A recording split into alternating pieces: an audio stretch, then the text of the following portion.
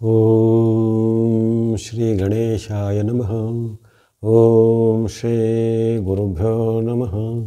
ನಮಃ ಸೂರ್ಯ ಚಂದ್ರ ಮಂಗಳ ಬುಧ ಚ ಗುರು ಶುಕ್ರ ಶನಿಭ್ಯಶ್ಚ ರಾಹವೇ ಕೇತವೇ ನಮಃ. ಜಪಾ ಕುಸುಮ ಸಂಕಾಶಂ ಕಾಶ್ಯಪೇಯಂ ಮಹಾದ್ಯುತಿಂ ತಮೋರಿಂ ಸರ್ವಪಾಪಘ್ನಂ ಪ್ರಣತೋಸ್ಮೈ ದಿವಾಕರಂ.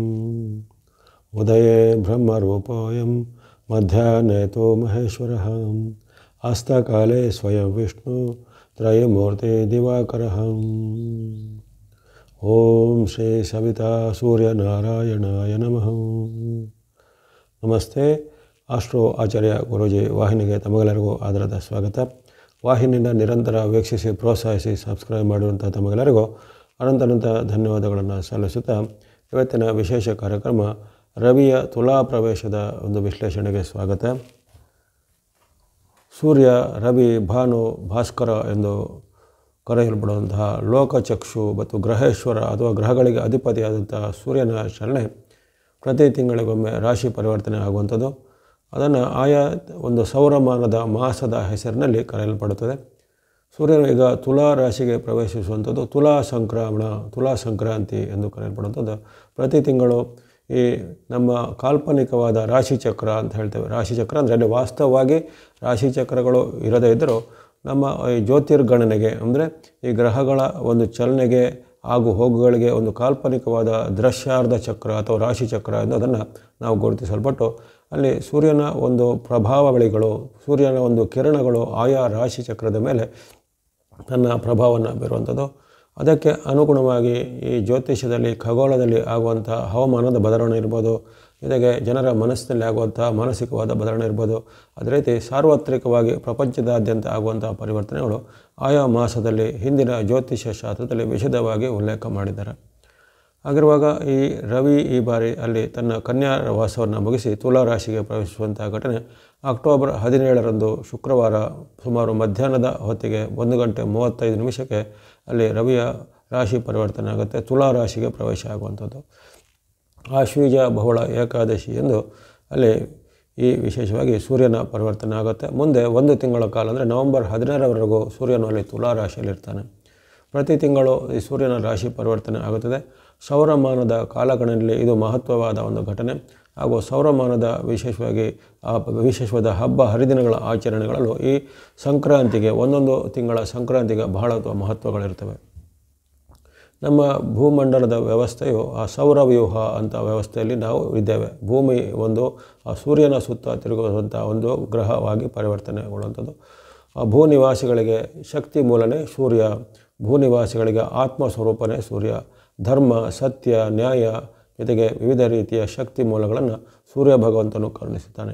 ಹಿರಣ್ಮಯೇನ ಪಾತ್ರೇನ ಸತ್ಯ ಸಹಬಿತ ಮುಖಂ ತತ್ವಂ ಪುರುಷನ ಅಪಾವರಣು ಸತ್ಯ ಧರ್ಮಾಯ ದ್ರಷ್ಟೆ ಎಂದು ಉಪನಿಷತ್ತುಗಳಲ್ಲಿ ಸೂರ್ಯನ ವಿಶೇಷವಾದ ವರ್ಣನೆಗಳಿರುತ್ತೆ. ವೇದಗಳಲ್ಲಿ ಸಹ ಸೂರ್ಯನ ವಿಶೇಷವಾದ ವರ್ಣನೆಗಳಿರ್ತವೆ. ಹಾಗಾಗಿ ಜಗತ್ಶಕ್ತಿ ಮೂಲನಾಗಿರುವಂಥ ಆತ್ಮ ಸ್ವರೂಪನಾದಂಥ ಸೂರ್ಯನು ಈ ಜಗನ್ನಿಯಂತ್ರಕನೂ ಆಗಿದ್ದಾನೆ. ಜೊತೆಗೆ ಈ ಇತರ 8 ಗ್ರಹಗಳು, ನಾವು ನವಗ್ರಹಗಳ ವ್ಯವಸ್ಥೆಯಲ್ಲಿ ಇತರ 8 ಗ್ರಹಗಳ ನಿಯಂತ್ರಕನೂ ಅವನು ಆಗಿದ್ದಾನೆ. ಹಾಗಿರುವಾಗ ಗ್ರಹರಾಜನಂಥ ಸೂರ್ಯನ ಪರಿವರ್ತನೆ ಈ ಬಾರಿ ತುಲಾ ರಾಶಿಗೆ. ತುಲಾ ರಾಶಿಯು ಈ ಸೂರ್ಯನ ಒಂದು ನೀಚತ ಸ್ಥಾನ ಅಂತ ಪರಿಗಣನೆ ಮಾಡಲ್ಪಟ್ಟಿದೆ. ಅದು ಶುಕ್ರನ ಒಂದು ಸ್ವರಾಶಿಯಾಗಿದ್ದು ಶುಕ್ರನು ರಾಶಿಗೆ ಅಥವಾ ತುಲಾ ರಾಶಿಗೆ ಅಲ್ಲಿ ಸೂರ್ಯನು ಬಂದಾಗ ಅದು ಸೂರ್ಯನ ಒಂದು ನೀಚ ಸ್ಥಾನ ಎಂದು ಪರಿಗಣಿಸಲ್ಪಟ್ಟಿದೆ. ಮೇಷರಾಶಿಯು ರವಿಗೆ ಉಚ್ಚ ಸ್ಥಾನವು ಅಂದರೆ ಸೂರ್ಯನು ಮೇಷದಲ್ಲಿ ಬಂದಾಗ ತುಂಬ ಪ್ರಭಾವಶಾಲಿಯು, ಪ್ರಕಾಶಮಾನವಾಗಿಯೂ ಅದೇ ರೀತಿ ಉತ್ತಮವಾದ ಧಾರ್ಮಿಕ ಮತ್ತು ನ್ಯಾಯ ಸತ್ಯಗಳಿಗೆ ಅಲ್ಲಿ ವಿಶೇಷವಾದ ಕಾರಕತ್ವ ಹೊಂದಿರುತ್ತೆ. ಆದರೆ ಈ ಬಾರಿ ಅಲ್ಲಿ ತುಲಾ ರಾಶಿಗೆ ಆಗುವಂಥ ಪ್ರವೇಶವು ಸೂರ್ಯನ ನೀಚ ಸ್ಥಾನದ ನೀಚ ರಾಶಿಗೆ ಪ್ರವೇಶ ಮಾಡುತ್ತದೆ. ಯಾವಾಗ ಅಲ್ಲಿ ಸೂರ್ಯನೂ ಸೇರಿದಂತೆ ಯಾವುದೇ ಗ್ರಹಗಳು ತನ್ನ ನೀಚದ ಕ್ಷೇತ್ರಕ್ಕೆ ಬಂದಾಗ ಅಲ್ಲಿ ಆಗುವಂಥ ಸಾರ್ವತ್ರಿಕ ಪ್ರಭಾವ ಸ್ವಲ್ಪ ಕೆಟ್ಟದಾಗಿರುತ್ತೆ, ಅಂದರೆ ಒಳ್ಳೆಯದಾಗಿರೋದಿಲ್ಲ ಅಂತ ಅದರ ಅರ್ಥ. ಹಾಗಾಗಿ ತುಲಾ ಮಾಸವು ಹಲವಾರು ಈ ಪ್ರಾಕೃತಿಕವಾದ ವೈಫಲ್ಯಗಳಿಗೆ, ಪ್ರಾಕೃತಿಕವಾದ ವೈಚಿತ್ರ್ಯಗಳಿಗೆ ಕಾರಣ ಆಗುವಂಥ ಸಾಧ್ಯತೆ ಇರುತ್ತೆ. ಅದೇ ರೀತಿ ಧಾರ್ಮಿಕವಾಗಿಯೂ, ಆರ್ಥಿಕವಾಗಿಯೂ, ರಾಜಕೀಯವಾಗಿಯೂ ಕೆಲವು ಕಲ್ಲೋಲಗಳ ಘಟನೆ ಈ ಅಕ್ಟೋಬರ್ 17ರಿಂದ ನವೆಂಬರ್ 16ರ ಅವಧಿಯಲ್ಲಿ ಆಗುವಂಥ ಸಾಧ್ಯತೆ ಇರುತ್ತೆ. ನಾವು ಹಿಂದಿನ ಹಲವಾರು ಇತಿಹಾಸಗಳನ್ನು ಅಥವಾ ಚರಿತ್ರೆಗಳನ್ನು ಗಮನಿಸಿದಾಗ ಈ ಅವಧಿಯಲ್ಲಿ ಬಹಳಷ್ಟು ಮಹತ್ವವಾದ ಘಟನೆಗಳು ಅಂದರೆ ಕೆಲವೊಂದು ಪರಿವರ್ತನೆಗಳು ಪ್ರಾಕೃತಿಕವಾಗಿ ಆಗುವಂಥದ್ದಿರುತ್ತೆ. ಉದಾಹರಣೆಗೆ ಪ್ರವಾಹ ಇರ್ಬೋದು, ಕೆಲವೊಮ್ಮೆ ಚಂಡಮಾರುತಗಳಿರ್ಬೋದು, ಅಥವಾ ಇನ್ನಿತರವಾದ ಪ್ರಾಕೃತಿಕವಾದ ಭೂಕುಸಿತಾದಿಗಳಿರ್ಬೋದು, ಅವೆಲ್ಲವೂ ಈ ಸಹಜವಾಗಿ ಅಲ್ಲಲ್ಲಿ ಆಗುವಂಥದ್ದು ಇರುತ್ತೆ. ಆದರೆ ಈ ಒಂದು ಅವಧಿಯಲ್ಲಿ ಉದಾಹರಣೆಗೆ ಸೂರ್ಯನು ತನ್ನ ನೀಚತ್ವದ ರಾಶಿಯಲ್ಲಿದ್ದಾಗ ಹಲವಾರು ಇಂತಹ ಘಟನೆಗಳು ಆಗಿವೆ. ಭೂಕಂಪನಾದಿಗಳು ಆಗಿವೆ, ಜ್ವಾಲಾಮುಖಿಗಳು ಆಗಿವೆ, ಸ್ಫೋಟಗಳು ಅಥವಾ ಯುದ್ಧ ಸ್ಫೋಟಗಳು ಹಲವಾರು ದೇಶಗಳ ಮಧ್ಯೆ ಅಥವಾ ದೀರ್ಘಕಾಲದ ಪ್ರಾಪಂಚಿಕ ಯುದ್ಧ ಅಂತ ಹೇಳ್ತೇವೆ, ಅವೆಲ್ಲವೂ ಈ ಕಾಲದಲ್ಲಿ ಸ್ಫೋಟಗೊಂಡದ್ದು ಅಥವಾ ಈ ಕಾಲದಲ್ಲಿ ಅದು ಉಲ್ಬಣ ಅಂದರೆ ವಿಪರೀತ ಜಾಸ್ತಿ ಆಗಿದ್ದು ಇದೆಲ್ಲ ಉದಾಹರಣೆಗಳು ನಮ್ಮ ಚರಿತ್ರೆಯಲ್ಲೂ ಸಹ ಕಂಡುಬರುತ್ತೆ. ಪೌರಾಣಿಕವಾದ ಕಥೆಗಳಲ್ಲೂ ಸಹ ಈ ಅಕ್ಟೋಬರ್ 17ರಿಂದ ಅಲ್ಲಿ ನವೆಂಬರ್ 17ರ ಅವಧಿ, ನವೆಂಬರ್ 16ರವರೆಗೆ ಅವಧಿಯು ಪೌರಾಣಿಕವಾದ ಹಲವಾರು ಐತಿಹಾಸಿಕ ಘಟನೆಗಳಿಗೆ, ಯುದ್ಧಾದಿಗಳಿಗೆ ಸಹ ಅಲ್ಲಿ ಕಾರಣವಾಗಿದ್ದನ್ನು ನಾವು ಗಮನದಲ್ಲಿ ಇಟ್ಕೋಬೋದಾಗಿದೆ. ಹಾಗಾಗಿ ಈ ಒಂದು ಸಾರ್ವತ್ರಿಕ ಫಲದಲ್ಲಿ ರವಿಯ ಈ ತುಲಾರಾಶಿ ಪ್ರವೇಶ ಅಕ್ಟೋಬರ್ 17ರಿಂದ ಆಗುವಂಥದ್ದು 1 ತಿಂಗಳ ಕಾಲ ಸಾರ್ವತ್ರಿಕವಾಗಿ ರಾಜಕೀಯದಲ್ಲಿ ಏರುಪೇರು, ಜೊತೆಗೆ ಈ ಕೆಲವೊಂದು ದೇಶಗಳ ಮಧ್ಯೆ ಭಿನ್ನಾಭಿಪ್ರಾಯ, ಈಗಲೇ ಇದ್ದಂಥ ಭಿನ್ನಾಭಿಪ್ರಾಯ ಹೆಚ್ಚಾಗುವಂಥದ್ದು. ನಾವು ಈಗ ಭಾಳಷ್ಟು ಈ ದೇಶಗಳ ಮಧ್ಯೆ ಟ್ರೇಡ್ ವಾರ್ ಅಂತಂದರೆ ಶೀತಲವಾದ ಸಮರ ನಡೀತಾ ಇರುತ್ತೆ, ಅದು ದೀರ್ಘಕಾಲದಿಂದ ನಡೀತಾ ಇದೆ. ಅದು ಈಗ ಮಹಾಶಕ್ತಿಗಳು ಅಂದರೆ ಪ್ರಭಾವಶಾಲಿ ದೇಶಗಳ ಮಧ್ಯೆ ಇನ್ನಷ್ಟು ಈಗ ಕಂದರಗಳು ಜಾಸ್ತಿ ಆಗ್ಬೋದು, ಅವುಗಳ ಮಧ್ಯೆ ಭಿನ್ನಾಭಿಪ್ರಾಯದ ಕಂದರಗಳು ಇನ್ನಷ್ಟು ಆಳ ಆಗ್ಬೋದು, ಅವೆಲ್ಲ ಸಾಧ್ಯತೆ ಈ ತಿಂಗಳಲ್ಲಿ ಬರುತ್ತೆ. ಜೊತೆಗೆ ಯಾವುದೇ ರೀತಿಯ ರಿಸ್ಟ್ರಿಕ್ಷನ್ಗಳು, ಟ್ರೇಡ್ ರಿಸ್ಟ್ರಿಕ್ಷನ್ ಅಂದರೆ ವ್ಯಾಪಾರ ವ್ಯವಹಾರಗಳ ನಿರ್ಬಂಧಗಳು ಅದು ದೇಶಗಳ ಮಧ್ಯೆ ಬರ್ಬೋದಾಗಿದೆ. ಅದೇ ರೀತಿ ಕೆಲವೊಂದು ವಸ್ತುಗಳ ಅಭಾವ, ಕೆಲವೊಂದು ವಸ್ತುಗಳ ಬೆಲೆ ಏರಿಕೆ, ವಿಶೇಷವಾಗಿ ಇಂಧನ ವಿಚಾರಗಳು. ಇಂಧನ ಅಂದರೆ ಈ ಪೆಟ್ರೋಲು, ಡೀಸೆಲು, ಗ್ಯಾಸ್ ಅಂತ ಹೇಳಿದ ಇಂಧನಗಳ ಪೂರೈಕೆಯಲ್ಲಿ ವ್ಯತ್ಯಾಸ ಆಗುವಂಥದ್ದು, ಇಂಧನಗಳ ಬೆಲೆಗಳಲ್ಲಿ ದಿಢೀರಾಗಿ ಹೆಚ್ಚಳ ಆಗುವಂಥದ್ದು, ಇವೆಲ್ಲ ಸಾಧ್ಯತೆ ಬರುವಂಥದ್ದು. ಅದೇ ರೀತಿ ಕೆಲವು ಸರ್ಕಾರದ ನಿರ್ಧಾರಗಳು, ಕಠಿಣ ನಿರ್ಧಾರಗಳು, ಬೇರೆ ಸರ್ಕಾರಗಳು ಕಠಿಣ ನಿರ್ಧಾರಗಳನ್ನ ತೆಗೆದುಕೊಂಡು ಪ್ರಜೆಗಳ ಮೇಲೆ ಸ್ವಲ್ಪ ಹೊರೆ ಅಥವಾ ತೆರಿಗೆ ಹೊರೆ ಇರ್ಬೋದು, ಅಥವಾ ಪ್ರತ್ಯಕ್ಷ ಪರೋಕ್ಷವಾದ ವಿವಿಧ ರೀತಿಯ ಸುಂಕಗಳು ಅಥವಾ ಡ್ಯೂಟಿಗಳು ಅಂತ ಹೇಳಿದ್ರೆ ಅವೆಲ್ಲ ಹೆಚ್ಚಳ ಆಗುವಂಥದ್ದು. ಈ ರೀತಿ ಈ ಕಾಲವು ಪ್ರಜೆಗಳಿಗೆ ಅಂದರೆ ಸಾಮಾನ್ಯ ಜನರಿಗೆ ಅಷ್ಟೊಂದು ಉತ್ತಮವಾದ ಅವಧಿಯಲ್ಲ. ಇಲ್ಲಿ ನಾನಾ ರೀತಿಯ ಸವಾಲುಗಳನ್ನು ಜನರು ಎದುರು ನೋಡಬೇಕಾಗುತ್ತೆ, ನಾನಾ ರೀತಿಯ ಅನಿಶ್ಚಿತತೆಯ ವಿಚಾರಗಳು ಆಗುವಂತಹ ಸಾಧ್ಯತೆಗಳು ಬರ್ತವೆ. ಹಾಗಾಗಿ ಈ ಶುಕ್ರನಿಗೆ ಸಂಬಂಧಿತವಾದ ತುಲಾರಾಶಿಯಲ್ಲಿ ರವಿಯ ನೀಚತ್ವದ ವಾಸವು ಸಾರ್ವತ್ರಿಕ ಫಲದಲ್ಲಿ ಹಲವಾರು ಏರುಪೇರುಗಳಿಗೆ ಕಾರಣ ಆಗ್ಬೋದು. ಇದೇ ಕಾಲದಲ್ಲಿ ಈ ಧಾರ್ಮಿಕ ಕ್ಷೇತ್ರದಲ್ಲೂ ಕೆಲವೊಂದು ವ್ಯತ್ಯಾಸಗಳಾಗುವಂಥದ್ದು, ಧಾರ್ಮಿಕ ನಾಯಕರು, ಮುಖಂಡರು ಕೆಲವು ತಪ್ಪು ನಿರ್ಧಾರಗಳನ್ನು, ತಪ್ಪು ಮಾಹಿತಿಗಳನ್ನು ಜನರ ಮುಂದೆ ಇಡುವಂಥದ್ದಾಗಲಿ, ಅಥವಾ ಇಂಥ ಒಂದು ಸ್ತ್ರೀಯರ ವಿಚಾರವಾಗಿ ಅಂಥ ಕೆಲವು ಧಾರ್ಮಿಕ ನಾಯಕರ ಕೆಲವು ಕರ್ಮಕಾಂಡಗಳು ಬಯಲಿಗಾಗುವಂಥದ್ದು, ಅಥವಾ ಅಂಥವರಿಗೆ ಕೆಲವೊಬ್ಬರಿಗೆ ಶಿಕ್ಷೆ ಆಗುವಂಥದ್ದು. ಇನ್ನು ಹಲವಾರು ಈ ಕೌಟುಂಬಿಕವಾದ ಕಲಹಗಳಿಗೆ ಈ ಸ್ವಲ್ಪ ಪುಷ್ಟಿ ಸಿಗುತ್ತೆ. ಅಂದರೆ ಹಲವಾರು ಕಾಲದಿಂದ ಸ್ತುಪ್ತವಾಗಿದ್ದಂತಹ ಈ ಕೌಟುಂಬಿಕ ಕಲಹ ಅಂದರೆ ಪತಿ ಪತ್ನಿಯರ ಮಧ್ಯೆ ಅಥವಾ ಸ್ತ್ರೀ ಪುರುಷರ ಮಧ್ಯೆ ಇದ್ದಂತಹ ಈ ಭಿನ್ನಾಭಿಪ್ರಾಯಗಳು, ಕಲಹಗಳು ಈ ತುಲಾ ಮಾಸದಲ್ಲಿ ಅಕ್ಟೋಬರ್ 17ರಿಂದ ನವೆಂಬರ್ 16ರ ಅವಧಿಯಲ್ಲಿ ಅದು ಹೆಚ್ಚು ಒಂದು ಬೆಳಕಿಗೆ ಬರುವುದಾಗಲಿ, ಸ್ಫೋಟಗೊಳ್ಳುವುದಾಗಲಿ, ಉಲ್ಬಣಗೊಳ್ಳುವುದಾಗಲಿ, ಅಥವಾ ವಿಚ್ಛೇದನಾದಿಗಳು ಒಂದು ಹೆಜ್ಜೆಯನ್ನು ಇಡುವಂಥದ್ದು ಮುಂತಾದ ಸಾಧ್ಯತೆಗಳಿಗೆ ಈ ತುಲಾ ಮಾಸವು ಸಾಕ್ಷಿಯಾಗ್ಬೋದು. ಹಾಗಾಗಿ ಒಟ್ಟಾರೆ ಸಾರ್ವತ್ರಿಕ ಫಲವು ಅಷ್ಟೊಂದು ತೃಪ್ತಿಕರವಾಗಿ ಬಂದಿಲ್ಲ.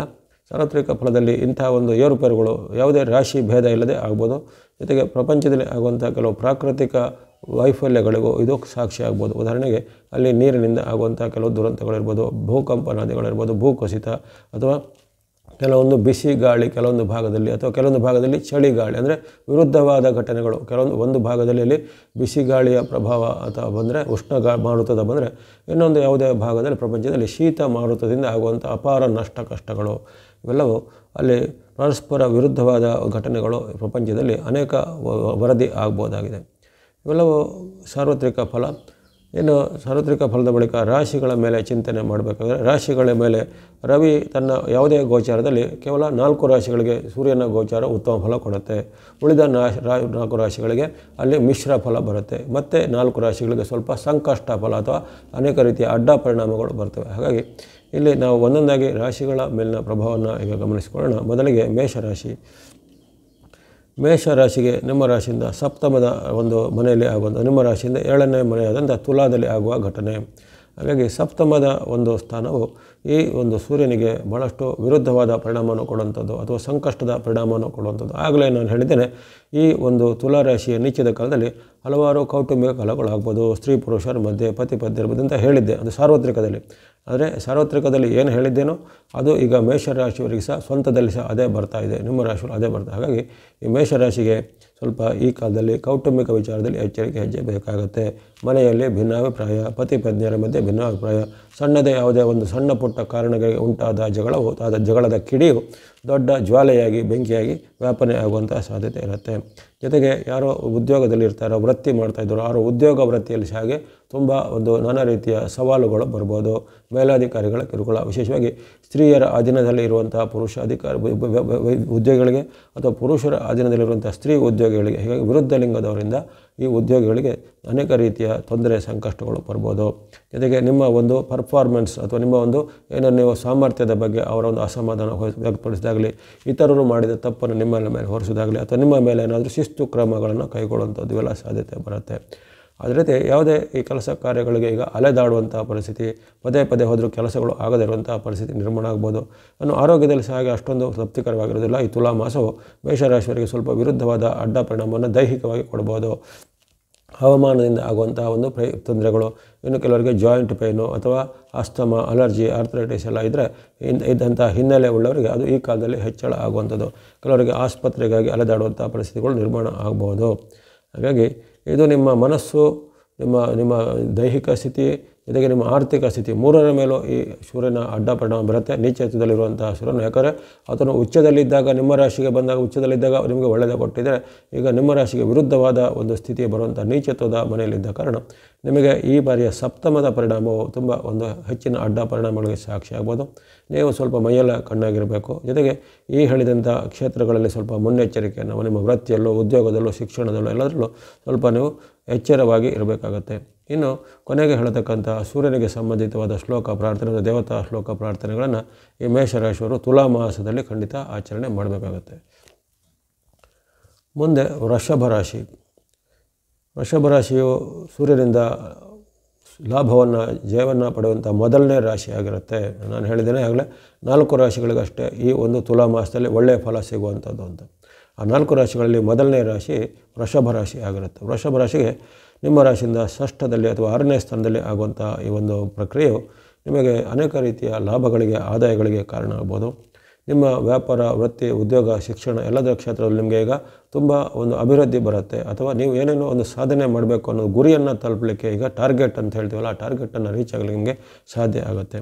ನಿಮ್ಮ ಸಾಮರ್ಥ್ಯಕ್ಕೆ ಅಥವಾ ನಿಮ್ಮ ಇದಕ್ಕೆ ಕೆಲಸ ಕಾರ್ಯಗಳಿಗೆ ಈಗ ಪ್ರಶಸ್ತಿ, ಪುರಸ್ಕಾರ, ಪ್ರಶಂಸೆಗಳು ಬರ್ತವೆ.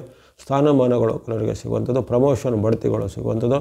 ಜೊತೆಗೆ ಮಾಡುವಂಥ ವೃತ್ತಿ, ಉದ್ಯೋಗದಲ್ಲಿ ಆರ್ಥಿಕವಾಗಿ ತುಂಬ ಲಾಭ, ಆದಾಯ ಹೆಚ್ಚಳ ಆಗುತ್ತೆ.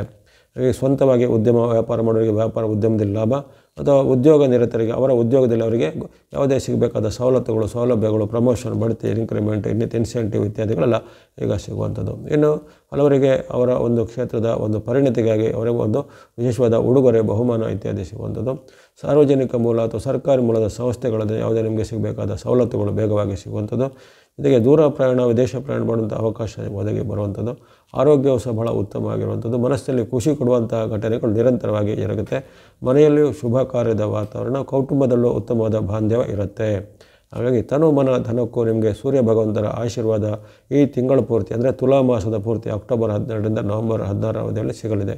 ಪ್ರಮುಖವಾದ ಕೆಲಸ ಕಾರ್ಯಗಳಿದ್ದರೆ, ಕೋರ್ಟ್ ಕಚೇರಿ ಸಂಬಂಧಿತ ಕೆಲಸ ಕಾರ್ಯಗಳಿದ್ದರೆ, ಜೀವನದ ಪ್ರಮುಖವಾದ ನಿರ್ಧಾರಗಳನ್ನು ತೆಗೆದುಕೊಳ್ಳಲಿಕ್ಕಿದ್ರೆ, ಮನೆ ಭೂಮಿ ಕೊಳ್ಳುವಂಥದ್ದಿದ್ರೆ, ಇವೆಲ್ಲವನ್ನು ಮಾಡಲಿಕ್ಕೆ ಈ ತುಲಾ ಮಾಸ ನಿಮಗೆ ಅನುಕೂಲವಾಗಿದೆ. ಅಂದರೆ ಇತರ ರಾಶಿಗಳ ವಿಚಾರ ನಿಮಗೆ ಅದು ಕೆಟ್ಟದ ಪರಿಣಾಮವನ್ನು ನೀವು ಚಿಂತನೆ ಮಾಡಬೇಕಾಗಿಲ್ಲ. ನಿಮ್ಮ ರಾಶಿಗೆ ಈಗ ಅನುಕೂಲವಾಗಿ ಇರುವಂಥದ್ದು, ಅದನ್ನು ನೀವು ಸಾಧನೆ ಮಾಡ್ಕೊಳ್ಬೋದು.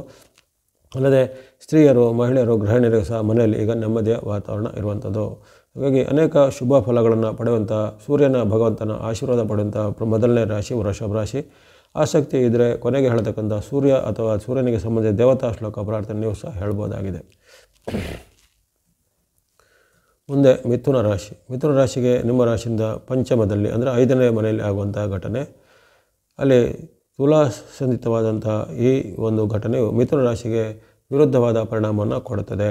ಹೆಚ್ಚಿನ ಉತ್ತಮ ಫಲಗಳ ನಿರೀಕ್ಷೆ ಇರುವುದಿಲ್ಲ. ವಿಶೇಷವಾಗಿ ನಿಮಗೆ ಆರ್ಥಿಕ ಅಥವಾ ಆರೋಗ್ಯದ ಮೇಲೆ ಅಡ್ಡ ಪರಿಣಾಮ ಇಲ್ಲ, ಆದರೆ ನಿಮಗೆ ಈ ಕೌಟುಂಬಿಕ ಜೀವನದ ಮೇಲೆ ಮಿಶ್ರ ಫಲಗಳ ಸೂಚನೆ ಬರುತ್ತೆ. ವಿಶೇಷವಾಗಿ ಅಲ್ಲಿ ತಂದೆ ಮಕ್ಕಳ ಮಧ್ಯೆ ಕಲಹ ಅಥವಾ ಹಿರಿಯ ವ್ಯಕ್ತಿಗಳ ಜೊತೆ ಕಲಹ, ತಂದೆ, ತಾಯಿ, ಅತ್ತೆ, ಮಾವ ಮುಂತಾದ ಹಿರಿಯರಿಗೂ ಕಿರಿಯರಿಗೂ ಮನಸ್ತಾಪಗಳು ಬರುವಂಥ ಸಾಧ್ಯತೆ. ಮನಸ್ಸಲ್ಲಿ ಸ್ವಲ್ಪ ಅನೇಕ ರೀತಿಯ ಚಿಂತೆಗಳು ಕಾಡುವಂಥದ್ದು. ಯಾವುದೇ ಕೆಲಸ ಕಾರ್ಯಗಳನ್ನು ಮಾಡಲಿಕ್ಕೆ ಆಸಕ್ತಿಯ ಕೊರತೆ ಆಗುವಂಥದ್ದು, ಸೋಮಾರಿತನ ನಿಮಗೆ ಕಾಡುವಂಥದ್ದು. ಜೊತೆಗೆ ಮನಸ್ಸಲ್ಲಿ ಸ್ವಲ್ಪ ಒಂಟಿತನ, ಖಿನ್ನತೆಗಳು ಕಾಡುವಂಥದ್ದು. ಆ ರೀತಿ ಅನೇಕ ಮನಸ್ಸಿನ ಮೇಲೆ ಅಡ್ಡ ಪರಿಣಾಮ ಬರುವಂಥದ್ದು. ಜೊತೆಗೆ ಯಾವುದೇ ಕೆಲಸ ಕಾರ್ಯ ಮಾಡಲಿಕ್ಕೆ ಧೈರ್ಯ ಈಗ ಸಾಲೋದಿಲ್ಲ. ಅಂದರೆ ಸೂರ್ಯನು ನಮಗೆ ಆತ್ಮಶಕ್ತಿ ಕೊಡುವಂತಲೇ ಸೂರ್ಯ. ಆತನು ನಮ್ಮಲ್ಲಿ ಧೈರ್ಯಂ ಸರ್ವತ್ರ ಸಾಧನಂ ಉದ್ಧರೇ ಧಾತಾನಾತ್ಮಾನಂ ಆತ್ಮವ ಆತ್ಮನೋ ಬಂದು ಆತ್ಮವ ವಿಪುರಾತ್ಮನ ಅಂತ ಹೇಳುವಂಥದ್ದು ಈ ನಮ್ಮ ಹಲವಾರು ಶಾಸ್ತ್ರಗಳಲ್ಲಿ ಅಥವಾ ಗೀತೆಯಲ್ಲಿ ಸಹ ಉಲ್ಲೇಖವಾಗಿದೆ.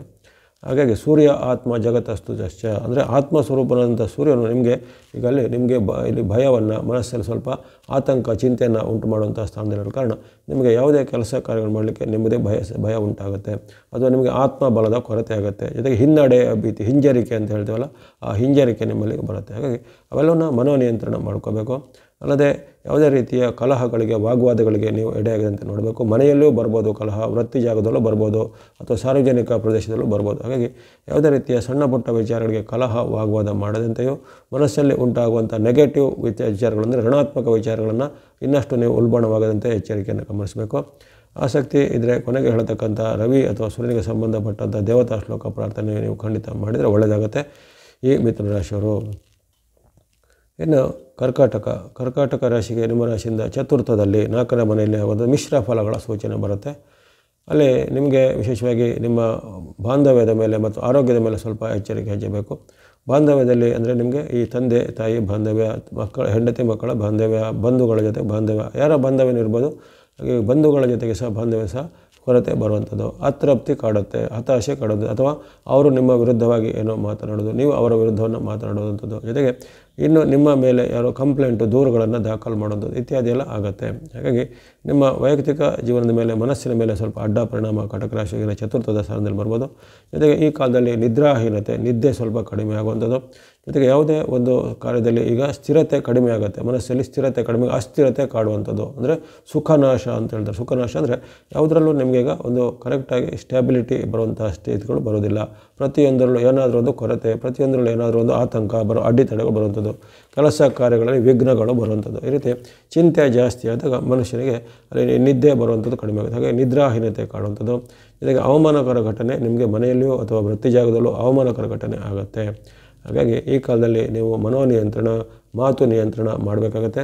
ಹಣ ಮತ್ತು ಆರೋಗ್ಯದ ಮೇಲೆ ಅಷ್ಟೊಂದು ಅಡ್ಡ ಪರಿಣಾಮ ಇಲ್ಲ. ಸಣ್ಣ ಪುಟ್ಟ ಒಂದು ಹಣಕಾಸಿನ ಮತ್ತು ಆರೋಗ್ಯದ ಸಣ್ಣ ಪುಟ್ಟ ತೊಂದರೆಗಳು ಬರ್ಬೋದೇ ಹೊರತು ಗಂಭೀರವಾದ ಆರೋಗ್ಯ ಸಮಸ್ಯೆಗಳನ್ನು ಬರೋದಿಲ್ಲ.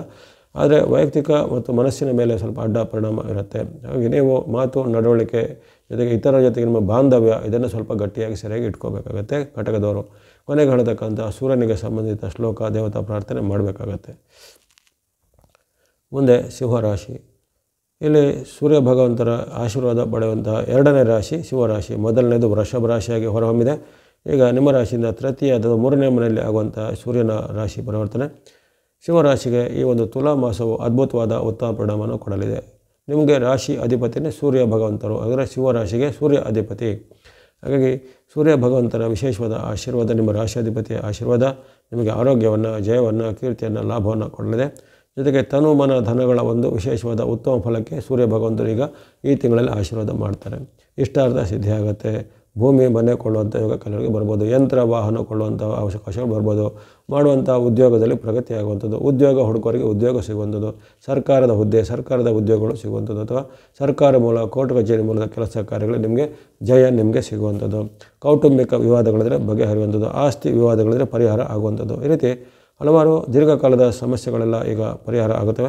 ಮನಸ್ಸಿಗೆ ಉಲ್ಲಾಸ ಕೊಡುವಂಥ ಘಟನೆ, ಶುಭ ಕಾರ್ಯಗಳಲ್ಲಿ ಪಾಲ್ಗೊಳ್ಳುವಂಥದ್ದು, ಜೊತೆಗೆ ಯಾತ್ರಾ ಸ್ಥಳಗಳ ಸಂದರ್ಶನ, ತೀರ್ಥಕ್ಷೇತ್ರಗಳ ಸಂದರ್ಶನ ಇತ್ಯಾದಿ ಆಗುವಂಥದ್ದು. ಇನ್ನು ಧಾರ್ಮಿಕವಾಗಿಯೂ ಆಧ್ಯಾತ್ಮಿಕವಾಗಿ ವಿಶೇಷವಾದ ಅನುಭವಗಳು ಕೆಲವರಿಗೆ ಆಗುವಂಥದ್ದು. ಅಲ್ಲದೆ ದೀರ್ಘಕಾಲದಿಂದ ಇದ್ದಂಥ ಸಾಲಗಳನ್ನು ತೀರಿಸಿ ನಿಮ್ಮ ಒಂದು ಋಣಮುಕ್ತರಾಗುವಂಥ ಅವಕಾಶ ಬಹಳ ಜನರಿಗೆ ಬರ್ಬೋದು. ಈ ರೀತಿ ಹಲವಾರು ನಿಮ್ಮ ಜೀವನದ ಮಹತ್ವದ ಘಟನೆಗಳು ಈ ತುಲಾ ಮಾಸದಲ್ಲಿ ಸಿಂಹರಾಶಿಯವರಿಗೆ ಆಗಲಿದೆ. ಉದ್ಯಮ, ವ್ಯಾಪಾರ, ಶಿಕ್ಷಣ, ವೃತ್ತಿ ಯಾವುದೇ ಇರಲಿ ಅದರಲ್ಲಿ ಪ್ರಗತಿ ಇದೆ. ಕೌಟುಂಬಿಕ ವಾತಾವರಣ ಅಥವಾ ಗೃಹಿಣಿಯರು, ಮಹಿಳೆಯರಿಗೂ ಸಹ ಮನೆಯಲ್ಲಿ ನೆಮ್ಮದಿಯ ವಾತಾವರಣ ಈಗ ಬರಲಿದೆ. ಸಿಂಹರಾಶಿಯವರ ಮಕ್ಕಳಿಗೂ ಸಹ ಈ ಬಹಳಷ್ಟು ಏಳಿಗೆ ಆಗುವಂಥದ್ದು, ಏಳಿಗೆ ಅಂದರೆ ಉದ್ಯೋಗದ, ಶಿಕ್ಷಣ ಅಥವಾ ವಿವಾಹನೋ ಇವೆಲ್ಲವೂ ಆಗುವಂಥ ಶುಭ ಘಟನೆಗಳು ಸಿಂಹರಾಶಿಯವರ ಮನೆಯಲ್ಲಿ ಜರುಗುತ್ತೆ. ಹಾಗೆ ಇದನ್ನು ಚೆನ್ನಾಗಿ ಸದುಪಯೋಗಪಡಿಸಿಕೊಳ್ಳುವಂಥದ್ದು. ಆಸಕ್ತಿ ಉಳ್ಳರೆ ಕೊನೆಗೆ ಹೇಳತಕ್ಕಂಥ ರವಿ ಅಥವಾ ಸೂರ್ಯನಿಗೆ ಸಂಬಂಧಿಸಿದ ದೇವತಾ ಶ್ಲೋಕ ಪ್ರಾರ್ಥನೆ ನೀವು ಹೇಳ್ಬೋದು. ಇನ್ನು ಕನ್ಯಾ ರಾಶಿ. ಕನ್ಯಾ ರಾಶಿಗೆ ನಿಮ್ಮ ರಾಶಿಯಿಂದ ದ್ವಿತೀಯ ಅಥವಾ ಧನಸ್ಥಾನ, ಅಲ್ಲಿ ಕನ್ಯಾ ರಾಶಿಗೆ ಇದು ಸ್ವಲ್ಪ ಸಂಕಷ್ಟಗಳನ್ನು ಅಥವಾ ನಷ್ಟ ಕಷ್ಟಗಳನ್ನು ಕೊಡುವಂಥ ಸ್ಥಾನ ಆಗಿರುತ್ತೆ. ಹಾಗೆ ನೀವು ಸ್ವಲ್ಪ ಈಗ ತುಲಾ ಮಾಸದಲ್ಲಿ ಎಚ್ಚರವಾಗಿ ಇರಬೇಕಾಗತ್ತೆ. ಆರೋಗ್ಯ ಸಮಸ್ಯೆ ಉಳ್ಳಂತಹ ಕನ್ಯಾ ರಾಶಿಯವರಿಗೆ ಆರೋಗ್ಯ ಸಮಸ್ಯೆ ಈಗ ಈ ತುಲಾ ಮಾಸದಲ್ಲಿ ಹೆಚ್ಚಳ ಆಗ್ಬೋದು. ಉದಾಹರಣೆಗೆ ಆಸ್ತಮನೋ, ಅಲರ್ಜಿನೋ, ಶ್ವಾಸಕೋಶ ಸಮಸ್ಯೆನೋ ಅಥವಾ ಹೃದಯ ಸಂಬಂಧ ಹಾರ್ಟ್ ಪ್ರಾಬ್ಲಮು, BP ಶುಗರು ಎಲ್ಲ ಇದ್ದವರಿಗೆ ಈ ತುಲಾ ಮಾಸದಲ್ಲಿ ಅವು ಮರುಕಳಿಸ್ಬೋದು ಅಥವಾ ಹಿಂದೆ ಆಗಿದಂತಕ್ಕಿಂತ ಸ್ವಲ್ಪ ಹೆಚ್ಚಿನ ಒಂದು ಅಡ್ಡ ಪರಿಣಾಮಗಳು ಈಗ ಆಗ್ಬೋದು. ಹಾಗಾಗಿ ನೀವು ಸರಿಯಾಗಿ ನಿಮ್ಮ ಆರೋಗ್ಯ ನಿಯಂತ್ರಣ ಮಾಡ್ಕೋಬೇಕು. ವೈದ್ಯಕೀಯ ತಪಾಸಣೆ, ಚಿಕಿತ್ಸೆಗೆ ಆಲಸ್ಯ ಮಾಡದೆ ಸರಿಯಾದ ಸಕಾಲದ ಚಿಕಿತ್ಸೆ, ಔಷಧೋಪಚಾರನ ಮಾಡಬೇಕಾಗತ್ತೆ. ಇನ್ನು ಕೆಲವರಿಗೆ ಆರೋಗ್ಯವಂತರಿಗೂ ಸಹ ಕಣ್ಣು, ಕಿವಿ, ಮೂಗು, ಗಂಟಲಿಗೆ ಸಂಬಂಧಪಟ್ಟ ಏನಾದರೂ ಅಲರ್ಜಿನೋ, ನೋವುಗಳೋ ಅಥವಾ ತುರಿಕೆ ಇತ್ಯಾದಿಗಳೆಲ್ಲ ಕಂಡು ಬರ್ಬೋದು. ಆರೋಗ್ಯದ ಬಗ್ಗೆ ಮೊದಲನೇ ಕಾಳಜಿ ಖಂಡಿತ ಬೇಕು. ಶರೀರ ಮಾಧ್ಯಮಂ ಖಲು ಧರ್ಮ ಸಾಧನ ಅಂದರೆ ಯಾವುದೇ ನಮ್ಮ ಸಾಧನೆ ಮಾಡೋಕ್ಕಿಂತ ನಾವು ನಮ್ಮ ಶರೀರವೆಂಬ ಉಪಕರಣವನ್ನು ಸರಿಯಾಗಿ ಇಟ್ಕೋಬೇಕು. ಹಾಗೆ ಅಂಥ ಒಂದು ಆರೋಗ್ಯದ ಸಮಸ್ಯೆ ಬರ್ಬೋದಾಗಿದೆ, ಅದರ ಬಗ್ಗೆ ಎಚ್ಚರಿಕೆ. ಇನ್ನು ಕೌಟುಂಬಿಕವಾಗಿ ಅಷ್ಟೊಂದು ಉತ್ತಮವಾಗಿಲ್ಲ. ಕೌಟುಂಬಿಕವಾಗಿ ಸ್ವಲ್ಪ ಕಲಹ, ವಾಗ್ವಾದ, ಮನಸ್ತಾಪಗಳು ಬರ್ಬೋದು. ಪತಿ ಪತ್ನಿಯರ ಮಧ್ಯೆ, ತಂದೆ ಮಕ್ಕಳ ಮಧ್ಯೆ, ತಾಯಿ ಮಕ್ಕಳ ಮಧ್ಯೆ ಅಥವಾ ಅತ್ತೆ, ಸೊಸೆ, ಮಾವ ಯಾರಿರ್ಬೋದು, ಹಿರಿಯ ವ್ಯಕ್ತಿಗಳ ಜೊತೆಗೆ ಭಿನ್ನಾಭಿಪ್ರಾಯಗಳು ಜಾಸ್ತಿ ಆಗ್ತವೆ. ಅಥವಾ ಹಿಂದೆ ಇದ್ದ ಸಣ್ಣ ಭಿನ್ನಾಭಿಪ್ರಾಯ ಈ ತಿಂಗಳಲ್ಲಿ ಸ್ವಲ್ಪ ಜಾಸ್ತಿ ಮಟ್ಟಕ್ಕೆ ಬೆಳೀಬೋದು. ಆ ಬಗ್ಗೆ ಒಂದು ನೀವು ಮಾತು, ನಡವಳಿಕೆ ನಿಯಂತ್ರಣವನ್ನು ಮಾಡ್ಕೋಬೇಕು. ಇನ್ನು ಆರ್ಥಿಕವಾಗಿಯೂ ಹಾಗೆ ಹಣಕಾಸು ನಿಮಗೆ ತುಂಬ ಖರ್ಚಾಗುವಂಥದ್ದು, ಆಕಸ್ಮಿಕ ನಷ್ಟ ಆಗುವಂಥದ್ದು, ಇತರರಿಂದ ನಿಮಗೆ ಮೋಸ ಆಗುವಂಥದ್ದು, ಅದು ಯಾವುದೇ ಪ್ರಯತ್ನ ಮಾಡಿದರೆ ಅಲ್ಲಿ ನಿಮಗೆ ಆ ಕೆಲಸ ಕಾರ್ಯಗಳು ಆಗದೇ ಇರುವಂಥದ್ದು ಇತ್ಯಾದಿ ಘಟನೆಗಳು ಈ ಕಾಲದಲ್ಲಿ ತುಲಾ ಮಾಸದಲ್ಲಿ ಆಗ್ಬೋದಾಗಿದೆ. ಹಾಗಾಗಿ ಒಟ್ಟಾಗಿ ಈ ಕನ್ಯಾ ರಾಶಿಗೆ ತನು, ಮನ, ಧನದ ಮೇಲೆ ಈ ಒಂದು ಅಡ್ಡ ಪರಿಣಾಮ ಬೀರುತ್ತೆ. ನಿಮ್ಮ ರಾಶಿಯಿಂದ ಧನದಲ್ಲಿ ಇರುವಂಥ ಸೂರ್ಯನ ಒಂದು ಚರಂಗಗಳು ನಿಮಗೆ ವೈಪರೀತ್ಯದ ಅಡ್ಡ ಪರಿಣಾಮಗಳನ್ನು ಈ ತುಲಾ ಮಾಸದಲ್ಲಿ ಕೊಡ್ಬೋದಾಗಿದೆ. ಹಾಗಾಗಿ ತುಂಬ ಒಂದು ಎಚ್ಚರಿಕೆಯಿಂದ ಇರಬೇಕಾಗುತ್ತೆ. ಇನ್ನು ಯಾವುದೇ ರೀತಿಯ ದೊಡ್ಡ ಮೊತ್ತದ ಟ್ರಾನ್ಸಾಕ್ಷನ್ ಮಾಡೋದು, ದೊಡ್ಡ ಮೊತ್ತದ ಸಾಲ ಕೊಡೋದು, ಪಡೆಯೋದು ಈಗ ತುಲಾ ಮಾಸದಲ್ಲಿ ಅಷ್ಟೊಂದು ಉತ್ತಮವಾದ ಆಯ್ಕೆ ಆಗಿರೋದಿಲ್ಲ. ಇನ್ನು ಉದ್ಯೋಗ ಸ್ಥಾನದಲ್ಲೂ ಹಾಗೆ ಇಲ್ಲಿ ಮೇಲಾಧಿಕಾರಿಗಳಿಂದ ಸ್ವಲ್ಪ ನಿಮಗೆ ಕಿರುಕುಳಗಳು ಬರ್ಬೋದಾಗಲಿ, ನಿಮ್ಮ ಮೇಲೆ ಕಂಪ್ಲೇಂಟ್, ದೂರುಗಳೆಲ್ಲ ಬರುವಂಥದ್ದೆಲ್ಲ ಇರುತ್ತೆ. ಸ್ವಂತ ಉದ್ಯಮ ವ್ಯಾಪಾರ ಮಾಡೋರಿಗೆ ಆಕಸ್ಮಿಕ ಲಾಭ ಅಲ್ಲ, ಆಕಸ್ಮಿಕ ನಷ್ಟ ಆಗುವಂಥ ಸಾಧ್ಯತೆ. ಸರ್ಕಾರದಿಂದ ಅಥವಾ ತೆರಿಗೆ ಇಲಾಖೆ ಮುಂತಾದವುಗಳಿಂದ ನಿಮಗೆ ನೋಟಿಸು ಇತ್ಯಾದಿಗಳು ಬರುವಂಥದ್ದು, ಅದು ನಿಮ್ಮ ಮೇಲೆ ದಂಡನೆಗಳು ಸಹ ಬರುವಂಥದ್ದೆಲ್ಲ ಇರುತ್ತೆ. ಹಾಗಾಗಿ ಈ ಒಂದು ಸ್ಥಿತಿಯು ಅಷ್ಟೇನೂ ಉತ್ತಮವಾಗಿಲ್ಲ. ಕನ್ಯಾ ರಾಶಿಗೆ ತುಂಬ ವಿಚಾರ ನೀವು ಸ್ವಲ್ಪ ಸಂಯಮವನ್ನು ಕಾಪಾಡ್ಕೋಬೇಕು. ಆತುರ ನಿರ್ಧಾರ ಬೇಡ. ಯಾವುದೇ ಪ್ರಮುಖವಾದ ವಿಚಾರಗಳಿಗೆ ಈಗ ಕೈ ಹಾಕಲಿಕ್ಕೆ ತುಲಾ ಮಾಸ ಕನ್ಯಾ ರಾಶಿಯವರಿಗೆ ಅಷ್ಟೊಂದು ಒಳ್ಳೆಯದಲ್ಲ. ಅನೇಕ ರೀತಿಯ ಕಷ್ಟ ನಷ್ಟಗಳಿಗೆ ನೀವು ಗುರಿಯಾಗುವಂತಹ ಸಾಧ್ಯತೆ, ಜೊತೆಗೆ ವಿಳಂಬ ಮತ್ತು ವಿಘ್ನಗಳನ್ನು ಎದುರಿಸುವಂತಹ ಸಾಧ್ಯತೆ ಬರುತ್ತೆ. ಹಾಗಾಗಿ ಕೊನೆಗೆ ಹೇಳ್ತಕ್ಕಂಥ ಸೂರ್ಯನಿಗೆ ಸಂಬಂಧಿತ ಶ್ಲೋಕ ಪ್ರಾರ್ಥನೆ, ದೇವತಾ ಪ್ರಾರ್ಥನೆಯನ್ನು ನೀವು ಮಾಡಬೇಕಾಗತ್ತೆ ಕನ್ಯಾರವರು. ಇನ್ನು ತುಲಾ ರಾಶಿ, ಇದು ನಿಮ್ಮ ಜನ್ಮ ರಾಶಿಯಲ್ಲಿ ಆಗುವಂಥ ಸೂರ್ಯನ ಒಂದು ಸಂಕ್ರಮಣ. ಈ ತುಲಾ ಮಾಸವು ತುಲಾ ರಾಶಿಗೆ ಸ್ವಲ್ಪ ಸಂಕಷ್ಟದಾಯಕವಾಗಿರುತ್ತೆ. ಆಗಲೇ ಹೇಳಿದರೆ 4 ರಾಶಿಗಳಿಗೆ ಸಂಕಷ್ಟ ಫಲ ಅಂತೇಳಿ, ಅಲ್ಲಿ ಕನ್ಯಾ ರಾಶಿಗೂ ಸಂಕಷ್ಟ ಅಂತ ಬಂತು, ನಿಮ್ಮ ರಾಶಿಗೂ ಅದು ಜನ್ಮದಲ್ಲಿ ಬಂದಂಥ ಸೂರ್ಯನು ಸಂಕಷ್ಟದಾಯಕವಾಗಿರ್ತಾನೆ. ತುಲಾ ರಾಶಿಯವರಿಗೆ ಈಗ ಹಿಂದೆ ಇದ್ದಂಥ ಯಾವುದೇ ಸಣ್ಣ ಸಮಸ್ಯೆಗಳು ಈ ಕಾಲದಲ್ಲಿ ಸ್ವಲ್ಪ ಜಾಸ್ತಿ ಆಗ್ಬೋದು. ಆರೋಗ್ಯ ಸಮಸ್ಯೆ ಇದ್ದರೆ ಆರೋಗ್ಯ ಸಮಸ್ಯೆ ಜಾಸ್ತಿ ಆಗುವಂಥದ್ದು, ಆರ್ಥಿಕ ಸಮಸ್ಯೆ ಇದ್ದರೆ ಆರ್ಥಿಕ ಸಮಸ್ಯೆ ಜಾಸ್ತಿ ಆಗುವಂಥದ್ದು, ಸಾಲ ಹಿಂದೆ ಇದ್ದರೆ ಆ ಸಾಲ ಇನ್ನಷ್ಟು ಬೆಳೆಯುವಂಥದ್ದು, ಸಾಲಗಾರರ ಕಿರುಕುಳಗೆ ಹೆಚ್ಚಳಾಗುವಂಥದ್ದು, ಇದಕ್ಕೆ ಕೌಟುಂಬಿಕ ಸಮಸ್ಯೆ ಇದ್ದರೆ ಕೌಟುಂಬಿಕ ಸಮಸ್ಯೆಗಳು ಹೆಚ್ಚಳಾಗುವಂಥದ್ದು, ಶತ್ರು ಪೀಡೆ ಇದ್ದರೆ ಶತ್ರುಸ್ತು ಪೀಡೆಗಳು ಹೆಚ್ಚಳಾಗುವಂಥದ್ದು. ಈ ರೀತಿ ಯಾವುದು ನಿಮಗೆ ನಕಾರಾತ್ಮಕ ಅದು ನೆಗೆಟಿವ್ ಆಗಿರುತ್ತೋ ಅದು ಈ ಒಂದು ತುಲಾ ಮಾಸದಲ್ಲಿ ಹೆಚ್ಚಳ ಆಗೋ ಸಾಧ್ಯತೆ ಬರುತ್ತೆ. ಹಾಗಾಗಿ ನೀವು ತನು, ಮನ, ಧನದ ಒಂದು ಎಚ್ಚರಿಕೆ ಹೆಜ್ಜೆಯನ್ನು ಗಮನಿಸಬೇಕು. ಜೊತೆಗೆ ಆಕಸ್ಮಿಕವಾಗಿ ಕೆಲವೊಂದು ಸಣ್ಣ ಪುಟ್ಟ ಅಡ್ಡ ಘಟನೆಗಳು ಆಗುವಂಥದ್ದು, ಯಂತ್ರ ವಾಹನದಲ್ಲಿ ಸಹ ಸಣ್ಣ ಪುಟ್ಟ ಅವಘಡಗಳು ಸಹ ಆಗುವಂಥ ಸಾಧ್ಯತೆ ಇರುತ್ತೆ. ಸರ್ಕಾರಿ ಕೆಲಸ, ಕೋರ್ಟು ಕಚೇರಿ ಕೆಲಸದಲ್ಲಿ ನಿಮಗೆ ಅಲೆದಾಡುವಂಥ ಪರಿಸ್ಥಿತಿ, ಅಲ್ಲಿ ನಿಮ್ಮ ಯಾವುದೇ ಕೆಲಸ ಕಾರ್ಯಗಳು ಸಕಾಲಕ್ಕೆ ಆಗದೇ ಇರುವಂಥದ್ದು, ಜೊತೆಗೆ ಕೆಲವೊಂದು ಪ್ರಭಾವಗಳು ಅಥವಾ ಏನಾದರೂ ಕೇಸುಗಳಿದ್ದರೆ ಅವು ನಿಮ್ಮ ವಿರುದ್ಧವಾದ ತೀರ್ಪುಗಳೆಲ್ಲ ಬರುವಂಥದ್ದು, ಇವೆಲ್ಲ ಸಾಧ್ಯತೆ ಇರುತ್ತೆ. ಹಾಗಾಗಿ ತುಲಾರಾಶಿಯವರು ಈ ಕಾಲದಲ್ಲಿ ತುಂಬ ಒಂದು ಮೈಯೆಲ್ಲ ಕಣ್ಣಾಗಿರಬೇಕಾಗತ್ತೆ. ಯಾವುದನ್ನು ನೆಗ್ಲಿಜೆಂಟ್ ಮಾಡಬೇಡಿ. ಆ ನೆಗ್ಲಿಜೆನ್ಸ್ನಿಂದಲೇ ನಿಮಗೆ ಇನ್ನಷ್ಟು ನೀವು ಬೆಲೆ ತೆರಬೇಕಾದ. ಉದಾಹರಣೆಗೆ ಆರೋಗ್ಯ ಸಮಸ್ಯೆ ಬಂದಾಗ ನೆಗ್ಲಿಜೆನ್ಸ್ ಮಾಡಿದರೆ, ಸಣ್ಣ ಪುಟ್ಟ ಆರ್ಥಿಕವಾದ ನಷ್ಟವನ್ನು ನೀವು ನೆಗ್ಲೆಕ್ಟ್ ಮಾಡಿದರೆ, ಜೊತೆಗೆ ಗಂಭೀರವಾದ ನಷ್ಟಗಳಿಗೆ, ತೊಂದರೆಗಳಿಗೆ ಅಥವಾ ಅನಾರೋಗ್ಯ ಸಮಸ್ಯೆಗಳನ್ನು ಗುರಿಯಾಗುವಂಥ ಸಾಧ್ಯತೆ ಇರುತ್ತೆ. ಹಾಗೆ ಈ ಕಾಲದಲ್ಲಿ ಎಲ್ಲ ವಿಚಾರಕ್ಕೂ ಸ್ವಲ್ಪ ಎಚ್ಚರಿಕೆ ಹೆಜ್ಜೆ ಬೇಕಾಗುತ್ತೆ. ಇನ್ನು ವಿದ್ಯಾರ್ಥಿಗಳು, ಯುವಕರು, ಸಾಧಕರಿದ್ದರೆ ನೀವು ದುಶ್ಚಟಗಳಿಗೆ ಅಥವಾ ದುಷ್ಟ ಮಿತ್ರರ ಸಹವಾಸಕ್ಕೆ ಬೀಳುವಂಥ ಸಾಧ್ಯತೆ ತುಲಾರಾಶಿಯರಿಗಿರುತ್ತೆ. ಹಾಗಾಗಿ ಈ ಕಾಲದಲ್ಲಿ ಅಂತಹ ಯುವಕರು, ಸಾಧಕರು ಅಥವಾ ವಿದ್ಯಾರ್ಥಿಗಳಿದ್ದರೆ ಅಂಥವರಿಂದ ದೂರ ಇದ್ದು ನಿಮ್ಮ ಒಂದು ಅಭ್ಯಾಸದ ಕಡೆಗೆ, ಸಾಧನೆ ಕಡೆಗೆ ಹೆಚ್ಚಿನ ಒಂದು ಗಮನವನ್ನು ಕೊಡಬೇಕು. ಇಲ್ಲಾಂದರೆ ನಿಮ್ಮ ಮೇಲೆ ಏನಾದರೂ ಶಿಸ್ತು ಕ್ರಮ, ಕಾನೂನು ಕ್ರಮ ಬರ್ಬೋದು. ಅಥವಾ ಯಾವುದೇ ಒಂದು ದೊಡ್ಡ ಅಪರಾಧ ಕೃತ್ಯಗಳಲ್ಲಿ ಅಥವಾ ಏನಾದರೂ ಇನ್ನಿತರ ಯಾವುದೇ ಕ್ರೈಮ್ಗಳಲ್ಲಿ ನೀವು ಸಿಲುಕಿ ಬೀಳುವಂಥ ಸಾಧ್ಯತೆ ಎಲ್ಲ ಇರುತ್ತೆ ಈ ಒಂದು ತುಲಾರಾಶಿಯವರಿಗೆ. ಹಾಗಾಗಿ ಈ ಕಾಲದಲ್ಲಿ ನೀವು ಯಾವುದೇ ರೀತಿಯಾದ ಅತಿರೇಕದ ವರ್ತನೆಗಳಿಗೆ ಹೋಗಬಾರ್ದು. ಜೊತೆಗೆ ನಿಮ್ಮ ಗುರು ಹಿರಿಯರನ್ನು ಗೌರವಿಸಬೇಕು. ಜೊತೆಗೆ ಯಾವುದೇ ರೀತಿಯ ಅನೈತಿಕ ವಿಚಾರ, ಅಧರ್ಮದ ವಿಚಾರ ಅಥವಾ ಅನ್ಯಾಯದ ಅಕ್ರಮದ ವಿಚಾರಗಳಿಗೆ ನೀವು ಸೇರಿದರೆ ಅದು ನಿಮ್ಮ ಮೇಲೆ ದೊಡ್ಡ ರೀತಿಯ ಒಂದು ಅಡ್ಡ ಪರಿಣಾಮಕ್ಕೆ ಕಾರಣ ಆಗ್ಬೋದಾಗಿದೆ. ಕೊನೆಗೆ ಹೇಳ್ತಕ್ಕಂಥ ಈ ರವಿಗೆ ಸಂಬಂಧಿತವಾದ ಸ್ತುತಿ ಶ್ಲೋಕ ಪ್ರಾರ್ಥನೆಗಳನ್ನು ನೀವು ಮಾಡಬೇಕಾಗುತ್ತೆ ತುಲಾದವರು.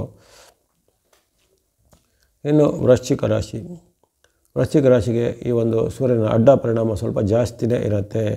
ಅಲ್ಲಿ ನಿಮ್ಮ ರಾಶಿಯಿಂದ ನಷ್ಟ ಭಾವ ವ್ಯಯಸ್ಥಾನ ಅಂತ ಹೇಳಿದ್ದೇನೆ. ಆಗಲೇ ಅಲ್ಲಿ ಕನ್ಯಾ, ತುಲಾ ಮತ್ತು ಈಗ ವೃಶ್ಚಿಕ, ಮೂರನೇದಾಗಿ ವೃಶ್ಚಿಕ ರಾಶಿಗೆ ಸಂಕಷ್ಟಗಳನ್ನು ಎದುರಿಸುವಂಥ ರಾಶಿಗಳಲ್ಲಿ ವೃಶ್ಚಿಕ ರಾಶಿ ಒಂದಾಗಿರುತ್ತೆ. ವೃಶ್ಚಿಕ ರಾಶಿಗೆ ಅನೇಕ ರೀತಿಯ ಏರುಪೇರುಗಳು ಆಗುವಂಥದ್ದು, ಮಾನಸಿಕ ತೊಂದರೆಗಳು ಅಥವಾ ದೈಹಿಕ ತೊಂದರೆಗಳು, ಆರ್ಥಿಕವಾದ ತೊಂದರೆಗಳು. ಹಾಗಾಗಿ ತನುಮನ ಧನದಲ್ಲಿ ನಿಮಗೆ ಏರುಪೇರಾಗುವಂಥ ಘಟನೆ ಆಗುತ್ತೆ. ಜೊತೆಗೆ ಆರ್ಥಿಕವಾಗಿ ತುಂಬ ನಷ್ಟ ಆಗೋದಾಗಲಿ, ಇತರರಿಂದ ನಿಮಗೆ ಮೋಸ ಆಗೋದಾಗಲಿ, ಅಥವಾ ಹಿಂದೆ ನಿಮ್ಮ ಜೊತೆಗಿದ್ದಂಥ ವ್ಯಕ್ತಿಗಳು ನಿಮಗೆ ಧೋಕಾ ಅಂದರೆ ನಿಮಗೆ ತೊಂದರೆಯನ್ನು ಮಾಡಿ ವಂಚನೆ ಮಾಡಿ ಓಡಿ ಹೋಗುವಂಥದ್ದು ಇಂಥ ಘಟನೆಗಳು ಇರ್ತವೆ. ಪಾರ್ಟ್ನರ್ಶಿಪ್ಪಲ್ಲಿ ಹೊರಗೆ ಹೋಗೋ ಬಂದು ನಿಮ್ಮ ಒಂದು ಪಾಲುದಾರರು ನಿಮ್ಮಿಂದ ನಷ್ಟ ಮಾಡಿಕೊಂಡು ಅವರು ನಿಮಗಿಂದ ಪಲಾಯನ ಆಗುವಂಥದ್ದು. ಈ ರೀತಿ ಹಲವಾರು ಆಕಸ್ಮಿಕ ಘಟನೆಗಳು, ಅಂದರೆ ಇಷ್ಟವರೆಗೆ ಚೆನ್ನಾಗಿ ನಡೀತಾ ಇದ್ದದ್ದು ಸಡನ್ನಾಗಿ ಎಲ್ಲ ಅದು ಬಿದ್ದು ಹೋಗುವಂಥ ಘಟನೆಗಳು ಆಗ್ಬೋದು. ನಾವು ನೋಡ್ತೇವೆ ಕೆಲವೊಂದು ರಾತ್ರೋರಾತ್ರಿ ಕೆಲವೊಂದೆಲ್ಲ ಅಲ್ಲಿ ನಷ್ಟ ಕಷ್ಟಗಳಿಗೆ ಒಳಗಾಗಿದ್ರು, ಅಥವಾ ತುಂಬ ಕೋಟ್ಯಾಧಿಪತಿ ಆಗಿದ್ದರು, ರಾತ್ರಿ ಬೆಳಗಾದರೆ ಅಲ್ಲಿ ಭಿಕ್ಷಾಧಿಪತಿಗಳಾಗುವಂಥ ಸ್ಥಿತಿ. ಷೇರು ಮಾರುಕಟ್ಟೆಯಲ್ಲಿ ಅಥವಾ ಇನ್ಯಾವುದೋ ಇನ್ವೆಸ್ಟ್ ಮಾಡಲಿಕ್ಕೆ ಹೋಗಿ ಅಲ್ಲಿ ರಾತ್ರೋರಾತ್ರಿ ಕೋಟ್ಯಾಂತರ ರೂಪಾಯಿನ ಕಳೆದುಕೊಂಡವರು ಇವೆಲ್ಲ ನೋಡ್ತೇವೆ. ಹಾಗೆ ಅಂಥ ಒಂದು ಆಕಸ್ಮಿಕವಾದ ನಷ್ಟದ ಘಟನೆಗಳು ಆಗುತ್ತೆ. ಜೊತೆಗೆ ಇದೇ ತಿಂಗಳಲ್ಲಿ ಕಲಹ ವೈರತ್ವಗಳು ಜಾಸ್ತಿ ಆಗುತ್ತೆ. ಸ್ತ್ರೀ ಪುರುಷರ ಮಧ್ಯೆ, ತಂದೆ ಮಕ್ಕಳ ಮಧ್ಯೆ, ಬಂಧುಗಳ ಜೊತೆಗೆ ಕಲಹ ಆಗುತ್ತೆ. ಇನ್ನು ರಾಜಕೀಯ ಹುದ್ದೆ, ಸರ್ಕಾರಿ ಹುದ್ದೆಯಲ್ಲಿ ಇರೋರಿಗೆ ಅವರ ಮೇಲೆ ಕಾನೂನು ಕ್ರಮ ಬರುವುದಾಗಲಿ, ಅವರು ಹಿಂದೆ ಮಾಡಿದ ಅಪರಾಧ ಕೃತ್ಯ ಭ್ರಷ್ಟಾಚಾರಗಳಿಗೆ ಬಳಕೆಗೆ ಬರುವುದಾಗಲಿ, ಅಥವಾ ಅಂಥ ಒಂದು ಕೆಲಸ ಕಾರ್ಯಗಳು ಅವರಿಗೆ ಶಿಕ್ಷೆ ಆಗುವಂಥದ್ದು ಇವೆಲ್ಲ ಸಾಧ್ಯತೆ ವೃಶ್ಚಿಕ ರಾಶಿಯವರಿಗೆ ಈ ತಿಂಗಳಲ್ಲಿ ಬರಲಿದೆ. ಹಾಗಾಗಿ ನೀವು ಈ ವಿಚಾರದಲ್ಲಿ ಸ್ವಲ್ಪ ಮೈಯೆಲ್ಲ ಕಣ್ಣಾಗಿರಬೇಕು. ಯಾವುದೇ ವಾದ ವಿವಾದಗಳಲ್ಲಿ ಸಿಲುಕಿಕೊಳ್ಳದಂತೆ ಅಥವಾ ಹೊಸ ವಿವಾದವನ್ನು ಮೈ ಮೇಲೆ ಎಳೆದುಕೊಳ್ಳದಂತೆ ಗಮನಿಸಬೇಕು. ಇನ್ನು ಸಾರ್ವಜನಿಕ ಜೀವನದಲ್ಲಿರೋ ಹಾಗೆ ಅವರ ಮೇಲೆ ಒಂದು ಕಳಂಕದ ಒಂದು ಪಟ್ಟಿಗಳು ಸಹ ಬರುವಂಥ ಸಾಧ್ಯತೆ ಇರುತ್ತೆ. ಜೊತೆಗೆ ಈ ಕಾಲದಲ್ಲಿ ದುಃಖದ ಏನೋ ಒಂದು ಸುದ್ದಿ ಬರ್ಬೋದು, ಅಥವಾ ಏನಾದರೂ ನಿಮಗೆ ಅಪ್ರಿಯವಾದ ಘಟನೆಗಳು ಜರುಗುವಂಥದ್ದು. ಜೊತೆಗೆ ಯಾವುದೇ ಕೆಲಸ ಕಾರ್ಯಗಳು ಮಾಡಿದ್ರೆ ಪದೇ ಅಲೆದಾಡುವಂಥ ಸ್ಥಿತಿ ನಿಮಗೆ ನಿರ್ಮಾಣ ಆಗ್ಬೋದು. ಹಾಗೆ ವೃಶ್ಚಿಕ ರಾಶಿಯವರು ಈ ತನುಮನ ಧನ, ವ್ಯಕ್ತಿತ್ವ, ಮಾತು, ನಡವಳಿಕೆ ಎಲ್ಲದರಲ್ಲೂ ಸಂಯಮವನ್ನು ಕಾಪಾಡ್ಕೋಬೇಕು. ಎಲ್ಲ ವಿಚಾರ ಮೈಯೆಲ್ಲ ಕಣ್ಣಾಗಿರಬೇಕಾಗತ್ತೆ. ಕೊನೆಗೆ ಹೇಳತಕ್ಕಂಥ ಈ ರವಿಗೆ ಸಂಬಂಧಿತವಾದ ಸ್ತುತಿ ಶ್ಲೋಕ ಪ್ರಾರ್ಥನೆ, ದೇವತಾ ಪ್ರಾರ್ಥನೆ ಮಾಡಬೇಕಾಗತ್ತೆ. ಮುಂದೆ ಧನುಸ್ಸು ರಾಶಿ. ಇಲ್ಲಿ ಸೂರ್ಯ ಭಗವಂತರಿಂದ ಉತ್ತಮ ಲಾಭವನ್ನು ಪಡೆಯುವಂಥ ಮೂರನೇ ರಾಶಿ ಧನುರಾಶಿ. ವೃಷಭ ಆಯಿತು, ಆ ಬಳಿಕ ಸಿಂಹ ಆಯಿತು, ಈಗ ಮೂರನೇ ರಾಶಿಯಾಗಿ ಧನುರಾಶಿಯು ವ್ಯಕ್ತವಾಗುತ್ತೆ. ಧನುರಾಶಿಗೆ ಈ ಲಾಭಸ್ಥಾನದ ಲಾಭ ಪಡೆಯುವಂಥ ಏಕೈಕ ರಾಶಿ ಅಂದರೆ ಯಾವುದೇ ಗ್ರಹ ಇರಲಿ, ಒಂದು ಗೋಚಾರದಲ್ಲಿ ಒಂದು ರಾಶಿಗಷ್ಟೇ ಲಾಭಸ್ಥಾನದ ಲಾಭ ಬರುತ್ತೆ. ಅಂತಹ ರಾಶಿ ಈಗ ಧನುರಾಶಿ ಆಗಿರುತ್ತೆ. ವಿಶೇಷವಾದ ಲಾಭವನ್ನು, ಜಯವನ್ನು, ಸುಖವನ್ನು ನಿಮಗೆ ಸೂರ್ಯ ಭಗವಂತರು ಈ ತುಲಾ ಮಾಸದಲ್ಲಿ ಕೊಡಲಿದ್ದಾರೆ. ಆರೋಗ್ಯ ಸುಧಾರಣೆ ಇದೆ, ಮನಸ್ಸಿಗೆ ನೆಮ್ಮದಿ ಇದೆ, ಮಾಡುವಂಥ ವೃತ್ತಿ ಉದ್ಯೋಗದಲ್ಲಿ ಹೆಚ್ಚಿನ ಲಾಭ ಬರಲಿದೆ. ಕೃಷಿ ಚಟುವಟಿಕೆ, ಕೈಗಾರಿಕೆ, ಹೈನುಗಾರಿಕೆ, ತೋಟಗಾರಿಕೆ ಅಥವಾ ಇನ್ನಿತರ ಯಾವುದೇ ಉದ್ಯಮ ನಡೆಸುವಂಥವ್ರಿಗೆ ಅವರ ಉದ್ಯಮದಲ್ಲಿ ತುಂಬ ಪ್ರಗತಿ ಅಥವಾ ತುಂಬ ಲಾಭಗಳು ಬರುವಂಥದ್ದು. ನಿಮ್ಮ ಉತ್ಪನ್ನಗಳಿಗೆ ಈಗ ಬೇಡಿಕೆ, ಬೆಲೆ ಏರಿಕೆಗಳಿಂದ ನೀವು ಇನ್ನಷ್ಟು ಲಾಭಗಳನ್ನು ಮಾಡುವಂಥದ್ದು. ಹೊಸ ಹೂಡಿಕೆ ಮಾಡಲಿಕ್ಕೆ, ಭೂಮಿ ಮನೆ ಕೊಳ್ಳಲಿಕ್ಕೆ, ಯಂತ್ರ ವಾಹನಗಳನ್ನು ಕೊಳ್ಳಲಿಕ್ಕೆ ಅವಕಾಶ. ಸರ್ಕಾರ ಮೂಲ, ಕೋರ್ಟ್ ಕಚೇರಿ ಮೂಲದ ಕೆಲಸ ಕಾರ್ಯಗಳು ನಿಮ್ಮ ಪರವಾಗಿ ಆಗುತ್ತೆ. ಹಳೆಯ ಕೇಸುಗಳು, ವಿವಾದಗಳಿಂದ ಪರಿಹಾರ ಆಗಿ ನಿಮಗೆ ಅದರಲ್ಲಿ ತೆಗಿಬೇಕಾದ ಪರಿಹಾರನೋ, ಧನನೋ, ಭೂಮಿನ ಎಲ್ಲ ಸಿಗುವಂಥದ್ದು. ಪತಿ ಪತ್ನಿಯರ ಬಾಂಧವ್ಯ ಉತ್ತಮ. ಆರೋಗ್ಯದಲ್ಲಿ ಸಹ ನಿಮಗೆ ಮನಸ್ಸಿಗೆ ಉಲ್ಲಾಸ ಕೊಡುವಂಥ ಘಟನೆ. ಶುಭ ಕಾರ್ಯಗಳಲ್ಲಿ ಪಾಲ್ಗೊಳ್ಳುವಂಥದ್ದು, ಧಾರ್ಮಿಕ ಸ್ಥಳಗಳ ಸಂದರ್ಶನ ಅಥವಾ ವಿದೇಶದ ಯಾತ್ರೆ. ಈ ರೀತಿ ಹಲವಾರು ನಿರೀಕ್ಷಿತ ಮತ್ತು ಅನಿರೀಕ್ಷಿತವಾದ ಉತ್ತಮ ಫಲಗಳನ್ನು ಈ ಒಂದು ಧನುರಾಶಿಯವರು ಈ ತುಲಾ ಮಾಸದಲ್ಲಿ ಪಡೆಯಬಹುದಾಗಿದೆ. ಅನೇಕ ರೀತಿಯ ಕೌಟುಂಬಿಕವಾದ ಶುಭ ಪ್ರಸಂಗಗಳು ಜರಬಹುದು. ಧನುರಾಶಿಯವರ ಮಕ್ಕಳಿಗೂ ಈ ಕಾಲದಲ್ಲಿ ಉತ್ತಮ ಫಲಗಳು ಬರ್ತವೆ. ವಿದ್ಯಾರ್ಥಿಗಳಿದ್ದರೆ ವಿದ್ಯೆಯಲ್ಲಿ ಸಾಧನೆ ಅಥವಾ ಉದ್ಯೋಗದಲ್ಲಿ ಸಾಧನೆ ಅಥವಾ ಅವರಿಗೆ ಶುಭ ಕಾರ್ಯಗಳ ನಿಗದಿ ಮತ್ತು ಅದೆಲ್ಲ ಧನುರಾಶಿಯವರ ಮನೆಯಲ್ಲಿ ಸಹ ಶುಭ ಘಟನೆಗಳು ಜರುಗುತ್ತವೆ. ಪತಿ ಪತ್ನಿಯರ ಬಾಂಧವ್ಯ, ಕೌಟುಂಬಿಕ ಬಾಂಧವ್ಯ ಬಹಳ ಚೆನ್ನಾಗಿ ಇರುವಂಥ ಮಾಸ ತುಲಾ ಮಾಸ ಧನುರಾಶಿಯವರಿಗೆ. ಹಾಗಾಗಿ ಲಾಭಸ್ಥಾನದ ಅಪರೂಪದ ವರ್ಷಕ್ಕೊಂದಷ್ಟೇ ಸಿಗುವಂಥದ್ದು. ಮತ್ತೆ ಇನ್ನು ಮುಂದಿನ ವರ್ಷ ಕಾಯಬೇಕು. ವರ್ಷಕ್ಕೊಮ್ಮೆ ಸಿಗುವಂಥ ಈ ಲಾಭಸ್ಥಾನದ ಲಾಭವನ್ನು ಧನುರಾಶಿಯವರು ಸದುಪಯೋಗಪಡಿಸಿಕೊಳ್ಳಿ. ಆಸಕ್ತಿ ಇದ್ದರೆ ಕೊನೆಗೆ ಹೇಳತಕ್ಕಂಥ ರವಿಗೆ ಸಂಬಂಧಿತ ಸ್ತುತಿ ಶ್ಲೋಕ ಪ್ರಾರ್ಥನೆ, ದೇವತಾ ಪ್ರಾರ್ಥನೆ ನೀವು ಮಾಡ್ಬೋದು. ಮುಂದೆ ಮಕರ ರಾಶಿ.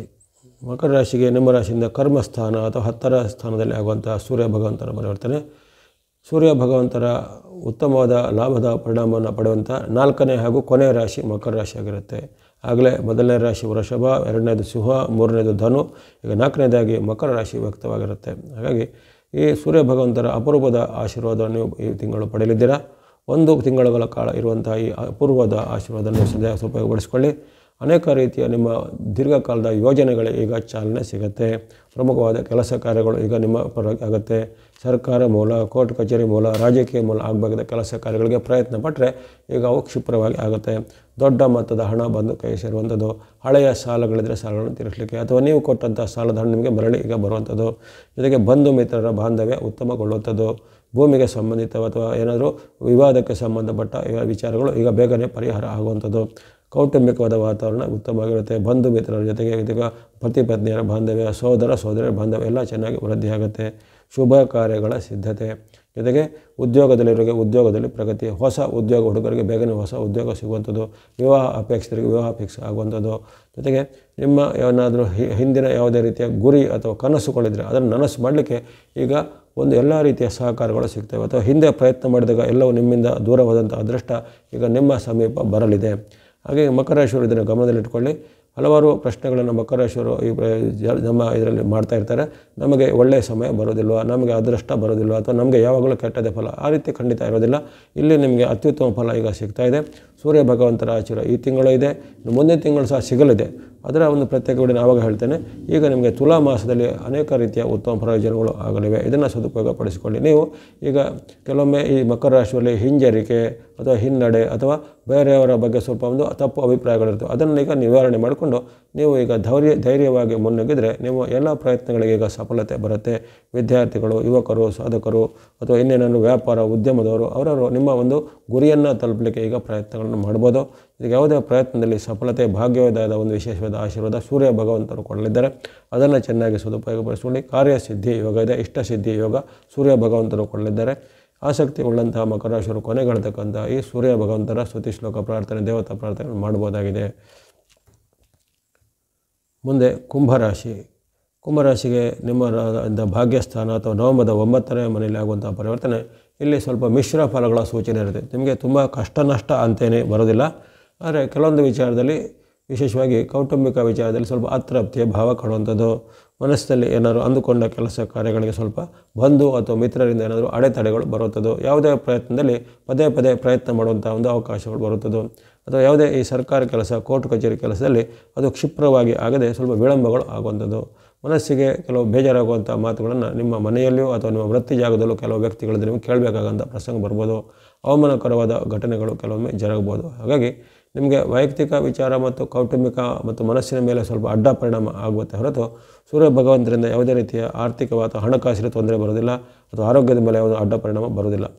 ನೀವು ಮಾತು, ನಡವಳಿಕೆ, ವೈಯಕ್ತಿಕ ಜೀವನ, ಬಾಂಧವ್ಯವನ್ನು ಸ್ವಲ್ಪ ಸರಿಯಾಗಿ ಇಟ್ಕೊಳ್ಬೇಕು. ವಿಶೇಷವಾಗಿ ಯಾರೋ ಈ ಸಾರ್ವಜನಿಕ ಜೀವನದಲ್ಲಿ ಇರುವಂಥವರಾಗಲಿ ಅಥವಾ ಸೆಲೆಬ್ರಿಟಿ ಅಂತ ಕರೆಸಿಕೊಳ್ಳೋರಾಗಲಿ ಅಥವಾ ರಾಜಕೀಯ ವ್ಯಕ್ತಿತ್ವದವರಾಗಲಿ ಈ ಕಾಲದಲ್ಲಿ ಸ್ವಲ್ಪ ಕುಂಭರಾಶಿಯವರು ಮೈಯೆಲ್ಲ ಕಣ್ಣಾಗಿರಬೇಕು. ನಿಮ್ಮ ಮೇಲೆ ಏನಾದರೂ ವಿವಾದಗಳು ಸುತ್ತಾಕ್ಬೋದು, ನಿಮಗೆ ವೈಯಕ್ತಿಕವಾದ ಅವಮಾನಕರ ಘಟನೆಗಳು ಜರಬಹುದು, ಅಥವಾ ಉದ್ದೇಶಪೂರ್ವಕವಾಗಿ ನಿಮ್ಮಿಂದ ಕೆಲವು ಈ ಅಚಾತುರ್ಯದ ಘಟನೆಗಳು ಜರುಗದೆ ನಿಮಗೆ ಅದರಿಂದ ಇನ್ನಷ್ಟು ಇರುಸು ಮುರುಸು ಆಗುವಂಥದ್ದೆಲ್ಲ ಆಗ್ಬೋದು. ಆ ಬಗ್ಗೆ ಸ್ವಲ್ಪ ಎಚ್ಚರ ಗಮನಿಸಬೇಕು. ಇನ್ನು ಯುವ ವೃಂದದವರು, ವಿದ್ಯಾರ್ಥಿಗಳು, ಸಾಧಕರು ಹಾಗೆಯೇ ನಿಮಗೆ ನಿಮ್ಮ ಒಂದು ಮಿತ್ರರೇ ನಿಮಗೆ ಅವಮಾನ ಮಾಡ್ಬೋದು ಅಥವಾ ನಿಮ್ಮ ಮಿತ್ರರೇ ನಿಮ್ಮ ವಿರುದ್ಧ ಸಂಚನ್ನು ಮಾಡ್ಬೋದು. ಆ ಬಗ್ಗೆ ಸಹ ಸ್ವಲ್ಪ ಎಚ್ಚರ ಗಮನಿಸಬೇಕು. ಹಾಗಾಗಿ ಇಲ್ಲಿ ಮಾತು, ನಡವಳಿಕೆ, ವೈಯಕ್ತಿಕ ವಿಚಾರ, ಬಾಂಧವ್ಯ ಅಂದರೆ ರಿಲೇಷನ್ಶಿಪ್, ಅದರ ಬಗ್ಗೆ ಸ್ವಲ್ಪ ಎಚ್ಚರದ ಹೆಜ್ಜೆ ಬೇಕು. ಇನ್ನು ಆರ್ಥಿಕವಾಗಿಯೂ ಆರೋಗ್ಯವಾಗಿಯೂ ಸೂರ್ಯ ಭಗವಂತರು ಯಾವುದೇ ತೊಂದರೆಗಳಿಗೆ ನಿಮಗೆ ಕೊಡೋದಿಲ್ಲ. ಈ ಆಸಕ್ತಿ ಉಳ್ಳಂಥ ಕುಂಭರಾಶಿಯವರು ಕೊನೆಗೊಳ್ಳತಕ್ಕಂಥ ಸೂರ್ಯನಿಗೆ ಸಂಬಂಧಿತ ದೇವತಾ ಶ್ಲೋಕ ಪ್ರಾರ್ಥನೆ ಹೇಳ್ಬೋದು. ಕೊನೆಯದಾಗಿ ಮೀನರಾಶಿ. ಮೀನರಾಶಿಗೆ ನಿಮ್ಮ ರಾಶಿಯಿಂದ ಅಷ್ಟಮ ಅಥವಾ 8ರ ಮನೆ, ಇದು ಸಂಕಷ್ಟವನ್ನು ಸೂಚಿಸುವಂಥ ಒಂದು ಮನೆ ಆಗಿರುತ್ತೆ. ಆಗಲೇ ಅಲ್ಲಿ ಕನ್ಯಾ ರಾಶಿ, ತುಲಾ ರಾಶಿ, ವೃಶ್ಚಿಕ ರಾಶಿಗೆ ಹೇಳಿದಂತೆ ನಿಮಗೂ ತನುಮಾನ ಧನದ ಎಚ್ಚರಿಕೆ ಈಗ ಬೇಕಾಗುತ್ತೆ. ಇದೇ ಸ್ಥಾನದ ಕಾಲದಲ್ಲಿ ನಿಮಗೆ ಇತರ ಗ್ರಹಗಳ ಒಂದು ಬೆಂಬಲ ಈಗ ಕಡಿಮೆ ಇರುತ್ತೆ.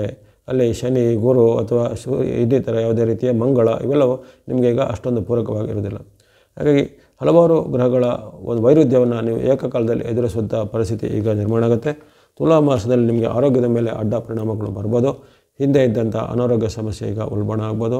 ಬಿಪಿನೋ, ಶುಗರೋ, ಅಸ್ತಮನೋ, ಅಲರ್ಜಿನೋ, ಹಾರ್ಟ್ ಪ್ರಾಬ್ಲಮ್ ಇದ್ದಂಥವರಿಗೆ ಈ ಒಂದು ತುಲಾ ಮಾಸದಲ್ಲಿ ಅವೆಲ್ಲ ಈಗ ಮತ್ತೆ ಮರುಕಳಿಸ್ಬೋದು. ಅಥವಾ ಸಣ್ಣ ಪುಟ್ಟ ಕಾರಣಗಳಿಂದ ಆಹಾರದಿಂದಲೋ ನೀರಿನಿಂದಲೋ ಬಂದಂಥ ಒಂದು ಸಮಸ್ಯೆಗಳು ಅದು ಬಹಳ ದಿನಗಳೊಳಗೆ ಕಾಡುವಂಥ ಸಾಧ್ಯತೆ ಇರುತ್ತೆ. ಹಾಗಾಗಿ ಆರೋಗ್ಯದ ರಕ್ಷಣೆ ಖಂಡಿತ ಮಾಡಬೇಕು.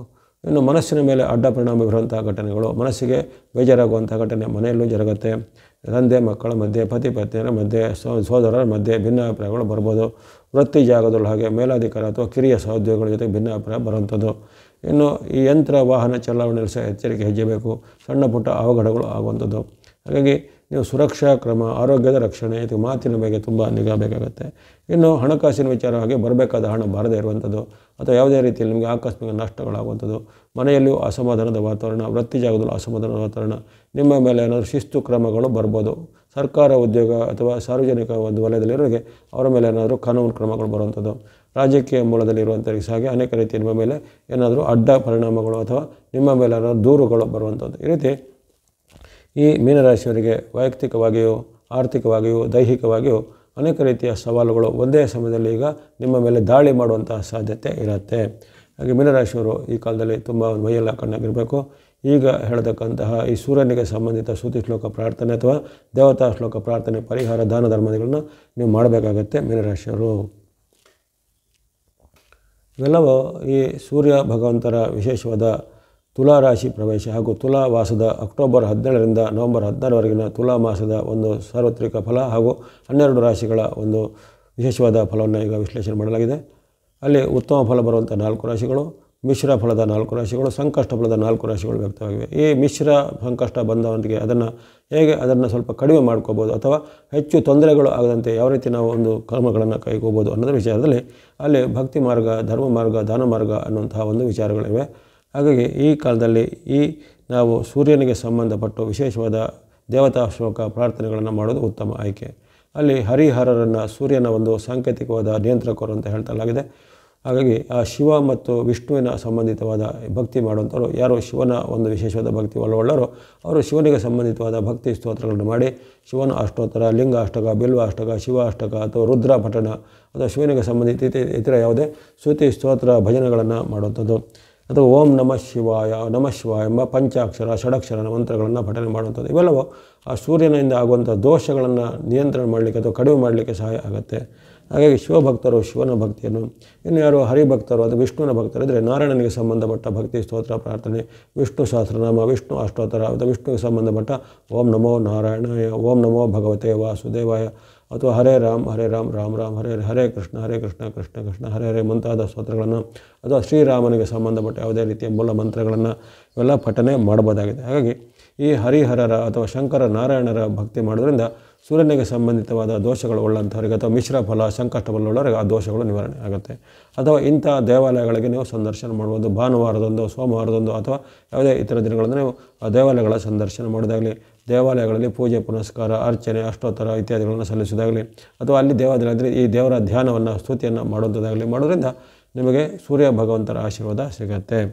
ಈ ಹರಿಹರರ ಬಳಿಕ ನೀವು ಸೂರ್ಯ ಭಗವಂತನದ್ದೇ ಆದಂಥ ಹಲವಾರು ಸ್ತುತಿ ಸ್ತೋತ್ರಗಳಿರ್ತವೆ. ಉದಾಹರಣೆಗೆ ಆದಿತ್ಯರದ ಸ್ತೋತ್ರ ಇದೆ, ಸೂರ್ಯನ ಅಷ್ಟೋತ್ತರ 108 ನಾಮಗಳಿರ್ತವೆ, ಸೂರ್ಯನ ವಿಶೇಷವಾದ ಈ 12 ನಾಮಗಳೆಲ್ಲ ಇರ್ತವೆ. ಇವೆಲ್ಲವನ್ನು ನೀವು ಪಠನೆ ಮಾಡ್ಬೋದು. ಅಥವಾ ಯಾರಿಗೆ ಈ ಗುರುಮುಖೇನ ಸೂರ್ಯ ನಮಸ್ಕಾರವನ್ನು ಕಲ್ತಿರ್ತಾರೋ ಅಂಥವರು ಪ್ರಾತಃ ಕಾಲದಲ್ಲಿ ಸೂರ್ಯ ಉದಯಕ್ಕೆ ಮುನ್ನನೇ ಎದ್ದು ಸೂರ್ಯ ಉದಯ ಕಾಲದ ಪರ್ವದ ಕಾಲದ ಸಂಧ್ಯಾ ಕಾಲದಲ್ಲಿ ಅಲ್ಲಿ 12 ಸೂರ್ಯ ನಮಸ್ಕಾರಗಳನ್ನು 12 ಆದಿತ್ಯರ ಹೆಸರನ್ನು ಹೇಳಿ ಮಿತ್ರ ಎನ್ಮ, ರವ ಎನ್ಮ, ಸೂರ್ಯ ಎನ್ಮ, ಭಾನು ಎನ್ಮ, ಖಗ ಎನ್ಮ, ಪೂಷ್ಣ ಎನ್ಮ, ಹಿರಣ್ಯಗರ್ಭ ಎನ್ಮ, ಮರೀಚ ಎನ್ಮ, ಆದಿತ್ಯ ಎನ್ಮ, ಸವಿತ್ರ ಎನ್ಮ, ಅರ್ಕ ಎನ್ಮ, ಭಾಸ್ಕರ ಎನ್ಮ ಅಂತ 12 ಆದಿತ್ಯರನ್ನು ಸ್ಮರಣೆ ಮಾಡಿಕೊಂಡು 12 ಸೂರ್ಯ ನಮಸ್ಕಾರ ಮಾಡೋದ್ರಿಂದ ನಿಮಗೆ ತನು ಮನ ಧನದ ಒಂದು ಉತ್ತಮ ಪರಿಣಾಮಗಳಾಗ್ತವೆ.